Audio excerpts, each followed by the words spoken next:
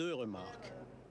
La première, c'est que sur un sujet aussi important, alors que hier c'était le jour où le président de la République a promulgué la loi, qu'on n'en ait pas débattu au Parlement, est quelque chose d'assez surprenant du point de vue du fonctionnement de notre démocratie. Puis la deuxième remarque, c'est que au fond, cette histoire n'était qu'un prétexte pour faire une allocution de près de 20 minutes sans aucun contradicteur, qui est un acte de campagne. Moi, je me fais une très haute idée de la fonction présidentielle.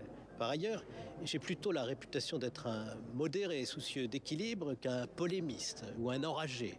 Et je dois vous dire que j'ai trouvé cette allocution parfaitement incongrue. Quand le président de la République s'exprime, c'est qu'il a une décision importante pour l'avenir de la nation. Selon vous, ce n'était pas une décision importante? Ou bien parce que il y a un événement international ou national qui le justifie.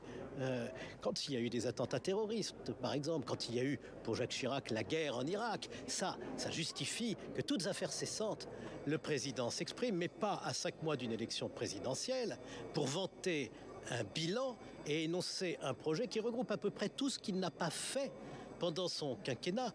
Et cette phrase, enfin, d'allocution, qui a consisté à dire « nous avons réussi l'impensable » et d'un culot tout à fait stupéfiant.